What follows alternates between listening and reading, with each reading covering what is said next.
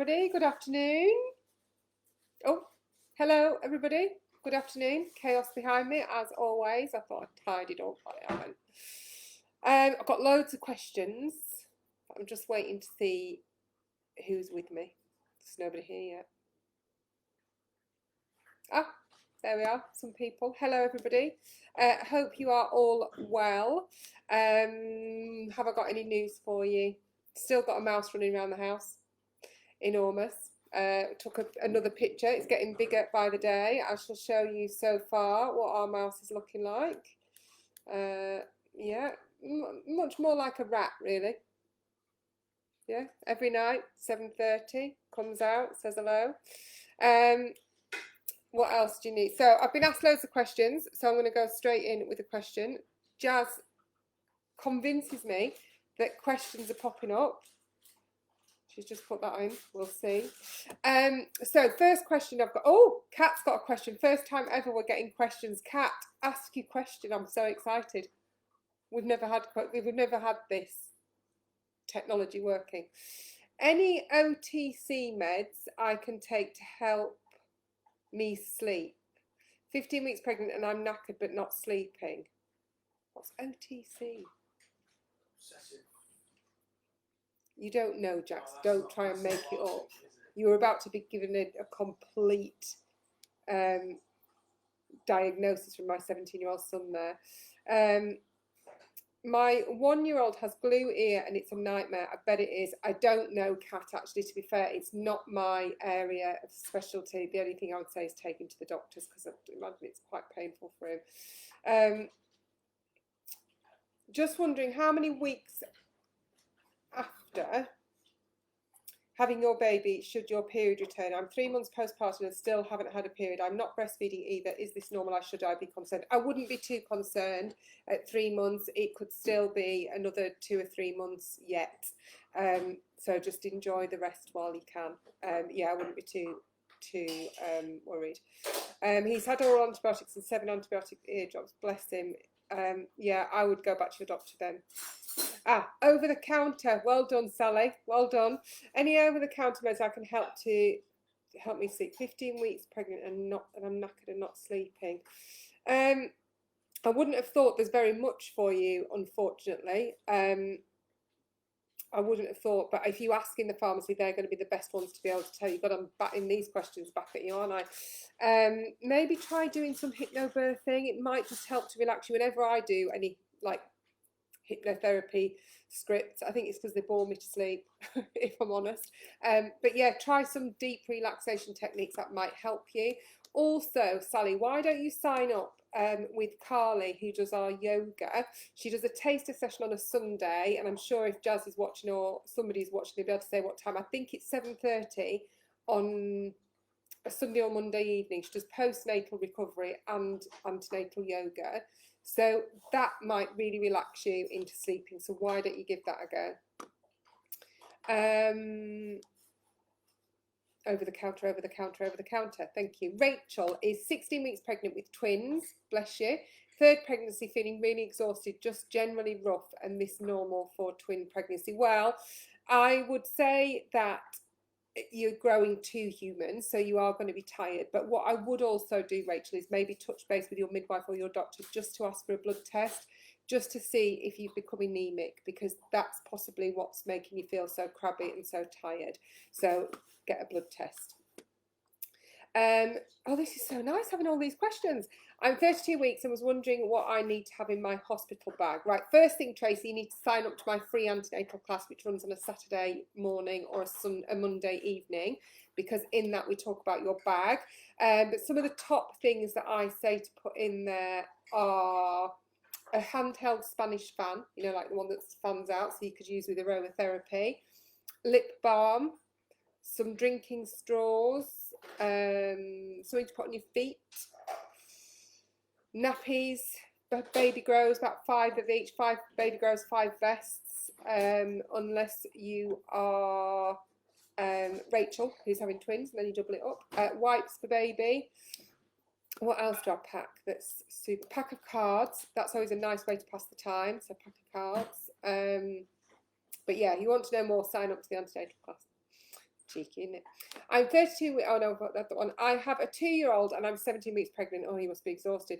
I have morning sickness, which is easing now, but I still feel really blurred during the day. Main issue is I'm crazy tired. I do work 4 nights a week until late, but even on days without work, I'm struggling to do much without feeling like I'm dying. Any hints to get more energy? Oh gosh, you need to try and change from your nights, but I know that that's not easy because you lose your enhancements. And I think if your 2-year-old is napping, nap with them. Get as much help as you can, friends, family, anything you can do to be able to put your feet up, basically.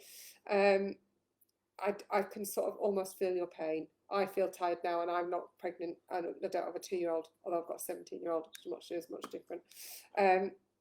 Yeah, not easy. Just sleep when you can. Make sure you're eating regularly, taking on lots of fluid. So if you start not eating properly or getting dehydrated, that's going to make you tired as well. So look after yourself. Is 16th centile on growth scan on a small side and something to keep an eye on? It's not as small as it could be. I've seen them on the 5th centile. So the main thing, Bryony, is about the trajectory that they're on. So if they're on the 16th centile and they continue on the 16th centile, they're growing at the right rate. It's if they dip from that. That's generally what we're looking at. But if the hospital was concerned, they would have spoken and said to you, we weren't going to see you for follow-up scans. Cat Singer says, this is fantastic. What is fantastic, Cat? Don't know what's fantastic. Me, possibly. Where have I lost? When is a good age to take your baby swimming, especially with COVID? That's a good question, because I'm always a bit funny about the swimming thing. I am qualified. Well, no, I'm not actually. I didn't do the course because of COVID. I was going to qualify to do baby swimming. But I don't think we should be taking them to swimming too early. Nothing really to do with their jabs, but because they get so cold and you have to get wet. I'm not the big. I mean, I'm a good swimmer, but I'm not the biggest fan. But I just think that they get cold quite quickly. So I think about 2.5, 3 months is soon enough. And make sure that the pool that you take them to is warm. Sometimes they're bloody freezing, these pools, and these babies are like. So yeah, I would wait till they're nearly 3 months.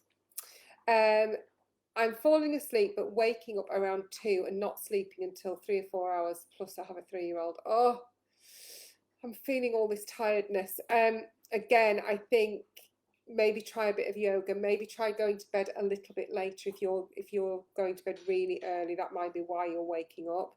Unfortunately, I think it is par for the territory. But again, if you are feeling really lousy and are dragging yourself around, have a blood test, because it may be that's making you feel a bit naff. Is there anything you can do to speed up the induction process? So I don't know so much you can speed it up, but the thing is, what I always say about induction is going into it being prepared for it to be quite a long drawn out affair, because a lot of the time people get really tense because they've gone in on a Monday expecting to see their baby on Monday evening or Tuesday morning, and then they're getting into Thursday and Friday and it feels like you've had really naff care. But actually we don't need to do very much with you. Once we've given you certain drugs and stuff to get things going, it's just a case of watch and wait. So my advice is take in loads of stuff to occupy yourself. Pack out your iPads or whatever technology you're in with, Monopoly, Trivial Pursuit, Cluedo. Don't know, I was born in the 70s. I'm an old girl, board game girl. Packs of cards, nice food, nice snacks. Get your mum or your friend to drop some food at the hospital so you're not eating crappy hospital food. So just trying to make it as pleasurable as possible so that you're as relaxed as possible. And the more relaxed you are, the more likely you are to release that oxytocin that you need.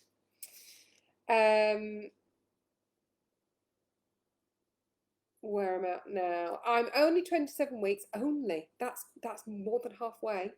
At 26 plus 5, I was admitted to hospital for bleeding, and then at 26 plus 6, whilst there, my waters went. I haven't had any contractions or signs of labour, and I'll be getting my second dose of steroids tonight. I'm just looking for some reassurance. Oh, bless you. That's a lot of worry that you've got ongoing there. Well, you're 27 weeks. That's 3 weeks past where we sort of say, right, okay, there's things that we can do. You're in the right place. You've not had any contractions. We just need to keep this baby in as long as possible. But things are so much more advanced than they were a long time ago. And, at 27 weeks, your baby's got a good chance. And there's no point in me saying, oh, don't worry, because you're going to worry. This is an early baby and you've got a long road ahead of you with time in the newborn unit, but you are absolutely in the right place. So fingers crossed. Please come back and let us know how you get on and give us your progress. And if you've got any specific questions that you just want to talk about, I mean, I can't talk to you about your specific, but if it's anything that you don't understand or you just want to drop me a message, do so at The Honest Midwife and I'll try and help if I can, but good luck. Is it normal to not really be showing yet at 16 weeks first pregnancy? Yes, absolutely. Hayley, really normal. Some people don't get their bump until 18, 19 weeks. So, but I would have thought over the next couple of weeks you'll start to feel the uterus coming out of the pelvis. So yeah, don't worry, my lovely. Do you know when the government are reviewing having more than one birthing partner with you? Really interesting question, Stacey, but actually it's got nothing to do with the government. Otherwise, I think we would actually have more power to do something about it. I know in the beginning I tried to start a petition around this topic, but the government won't even discuss it because they're not involved in local policies or NHS policies, although they fund and they have a lot to do with it. In terms of the actual rules and regulations, it's not down to them, it's more down to the health authorities. So I don't think that the government will be reviewing it. I think it is going to come down to local guidelines. I know from speaking to colleagues who work in various different hospitals, there's no major movement on or noise about, they're not hearing, oh, we're discussing it at this meeting or that meeting. I think there is quite a lot of noise on social media. People like me, I know other midwives are starting to comment that actually, we're allowed to go to the pub, we're allowed to do, gatherings of 30 people, but we can't have our partner at scans, which I think really does need addressing, but really our hands are tied, unfortunately. So watch this space. If I hear anything different, I will feed back. But yeah, I do appreciate it's not ideal. Sally says she didn't show until 23 weeks with her first one. So there you go. Everybody shows at different times. Breastfeeding, what can I do to stop the biting? 10 months old, just started doing it. Right, as soon as they do it, no, and take them off. That's the only way to do it. I mean, you don't want to startle them, but it's really important that as soon as they do that, they get a firm no, and then you put them back on. And every time they do it, take them off. It's the only way. My baby girl is 7 weeks old, and at the start she would poo 2 to 3 times a day. The last couple of weeks she started going every 3 days, but when she goes it's an explosion. Every day between she's uncomfortable, grunting and straining like she's trying to go. Is there anything I can do to get her to go more often so it's not so big and uncomfortable for her? You could try baby massage. I know we've got another developmental baby massage course starting next week, which is a 5-week course, and Amy goes through all those sorts of things. Try doing massage in a sort of circular movement, so clockwise movement, which follows the digestive, the direction of the digestive system. You could try circling with her legs, or her legs. Other than that, what I would say is try not to worry too much about it. Although it looks really uncomfortable, they do tend to work it out. So it's just part and parcel of them sort of adapting to being outside, really. So I wouldn't worry too much about it. Although it's uncomfortable for her, she is actually managing to pass it. And like you say, it's explosion at the end of it. So it's not like she's trying to push hard stools out. She is actually having a normal poo when she manages to have one. So I wouldn't worry too much. Hello, Sarah. I have a 3-month-old baby. When is it good to take him swimming? I'm a first-time mum. How long to take him swimming? So I think we answered that just earlier on. I think 3 months is a great time. Make sure that where you're taking them has got a nice warm pool. And I think initially about 15 minutes is about long enough. I mean, if they're really enjoying it, you can keep them in longer than that. But as soon as you get them out, just make sure they are wrapped in a nice towel because they get cold quite quick. They mentioned that my baby is 3/5 engaged, 37 weeks on Saturday. Is that a good level to be at? Does it really mean anything? So there's 2 different things. There's 5ths palpable and 5ths engaged, and they are completely different things. Let me just get my pelvis. One moment. You probably bored right now. I've got my freaky baby.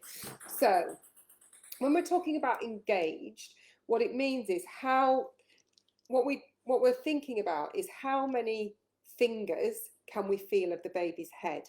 So if it is 3/5 engaged, that would mean that it was 2/5 palpable. So it's a bit difficult to... Isabel? So the palpable is how high the baby is above the pelvis. The engaged is how low it is, because some midwives write it differently. So some women may see 2/5 palpable, some women may see 2/5 engaged, and it does mean completely different things. So when we say, let me just, Isabel, can you ever find a child when you want one? So if we think about this baby in here, when we're talking about palpable, what that means is, there you go, I've got it now. When the midwife is, when you're at your antenatal point and they're feeling your tummy and they do this right down in your pelvis, they're trying to see whether they can feel the baby's head. And if it's right up here, like this would be 3/5 palpable, which means it's only just starting to engage. If the baby's head is further down, that's 2/5 palpable. Does that make sense? I don't know why I'm asking you because I can't see your response. So what did you say you were? 3/5 engaged, so that so your baby's really quite low down in the pelvis. So that's quite good, 37 weeks. But yeah, it does mean stuff. If I haven't explained that, come back to me. 3-week-old constipated, breastfed mostly with a couple of bottles, tried rubbing tummy, warm bath, etc. He's straining lots, but no poos. So again, going back to that baby massage, it could be, and again, this goes back to the other lady who's having the same issue. You might want to consider taking them to a cranial osteopath. They do some great things with digestive work and that sort of thing. But the developmental baby massage and Amy does a newborn baby Buddha class, which is just a one-off. You can do it once, you can do it twice. You don't have to book onto a course, and that might help. And she often reports that whilst doing it, mums are running off here, there, and everywhere because we've had explosive poos whilst doing it. So that might be one to hook up to.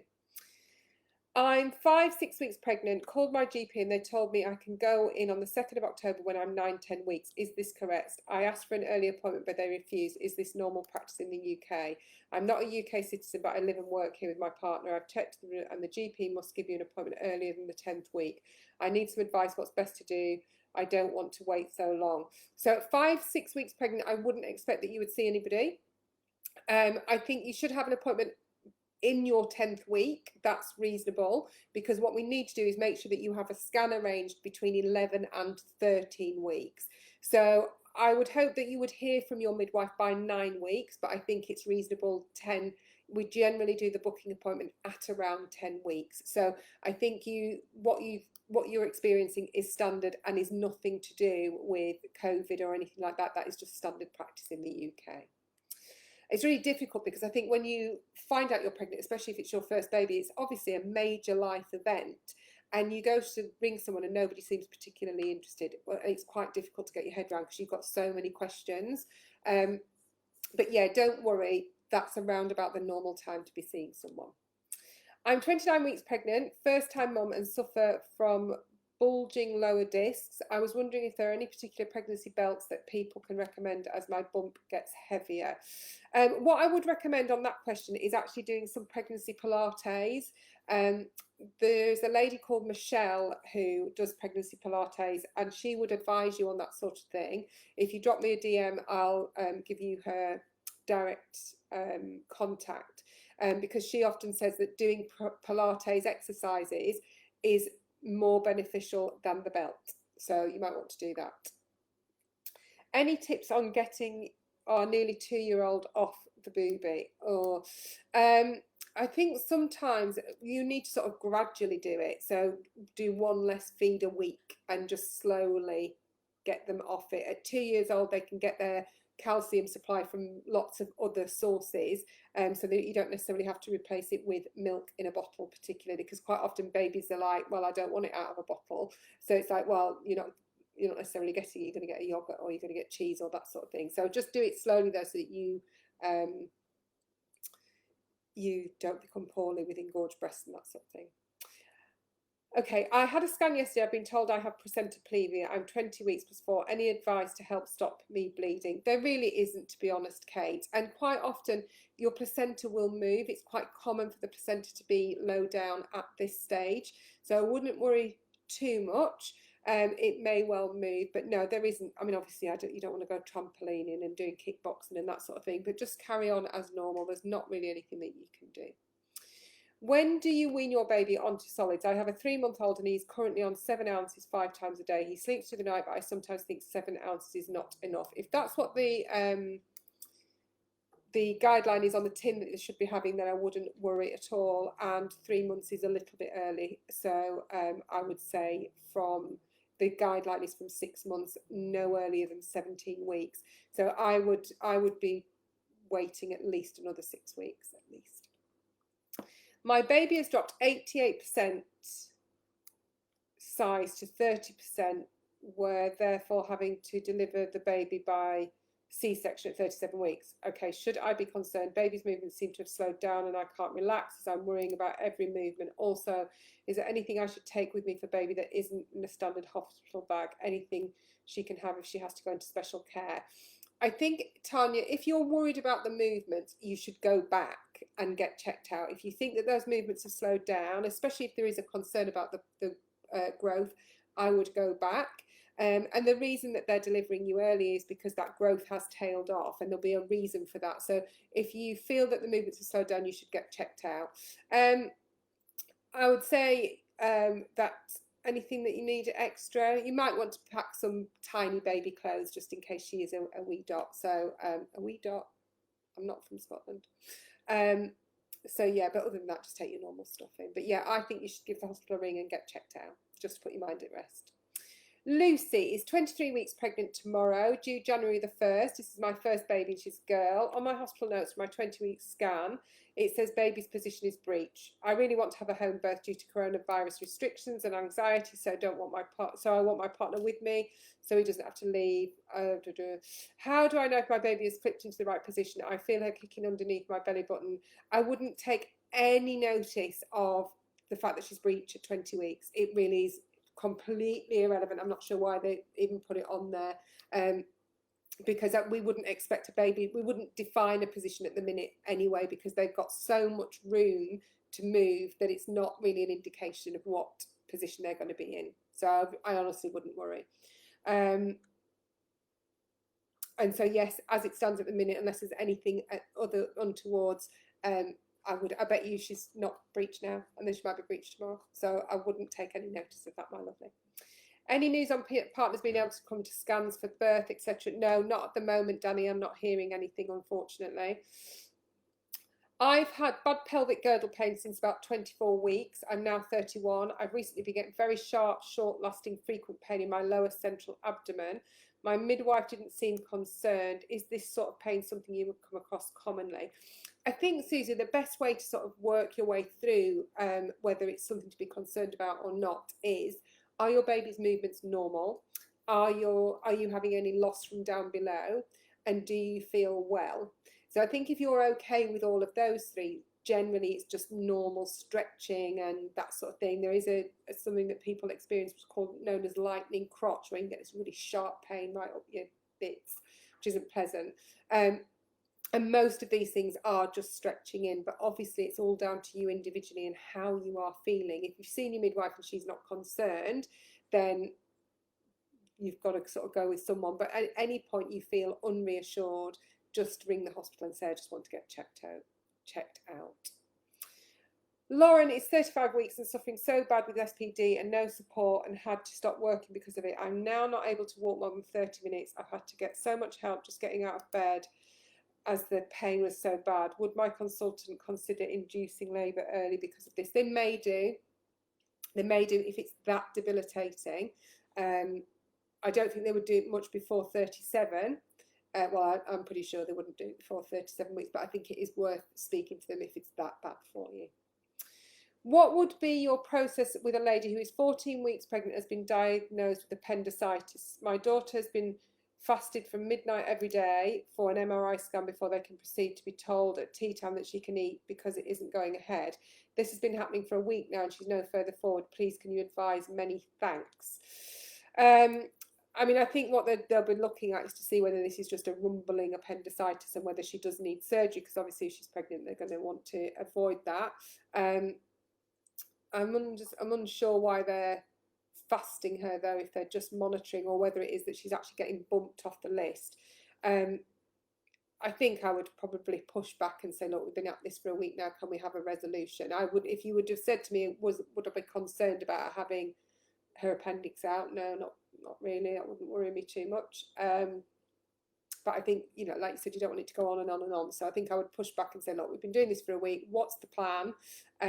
Understand that maybe pressures, blah, blah, blah, blah, but what is the plan? Because we are concerned that she's not eating all day long and she's starting to feel a bit naff. So I would push back.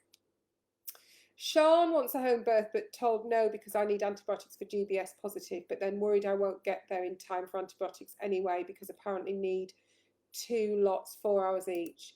I didn't get there in time last time. Is there any way of having the antibiotics differently? No, because you need the antibiotics once your waters are broken.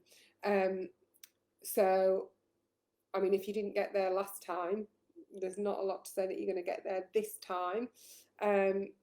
But no, there isn't really, because there are IV antibiotics that you need. Last period was 5 weeks ago. Test has come back positive. So how far along am I likely to be? I'm worried as I seem to miscarry before I carry full term. Has happened 3 times. So how can I prevent it? I think if you've had 3 miscarriages, you need to go and see the specialist. Generally, they sort of refer you for specialist after 3. If your period was 5 weeks ago, I don't know how, it depends on how many days are in your cycle. If it's a normal 28-week cycle, that would put you at 5 weeks ago. So you would, first day, so you would be about 6 weeks, I think. I haven't got a wheel in front of me, but it's difficult to say without a date. If you gave me a date, we could work it out. I'm 32 weeks pregnant. Sleeping is a real problem. I can't get comfy even with my pillows, and I need a wee every hour or so, even though through the day I'm so sleepy, and I'm keeping my partner up as well. Any other ways to try and get comfy and stop my hips hurting through the night? Pillows in between your legs, doing some pelvic tilts before you move, trying doing some hypnobirthing, that sort of thing. It really is part of the course at this point. 32 weeks pregnant, you're not going to be hugely comfortable. Maybe try propping yourself up and sleeping in a bit more of a sitting position might help. First pregnancy, 31 weeks pregnant and my baby is breech. Any tips to help encourage the baby to move? So try not to slouch on the sofa, bit of time on the birthing ball, sitting forward much more, going into child's pose where you've got your elbows down and your bottom in the air, that sort of thing. Baby will still move at 31 weeks, I would say.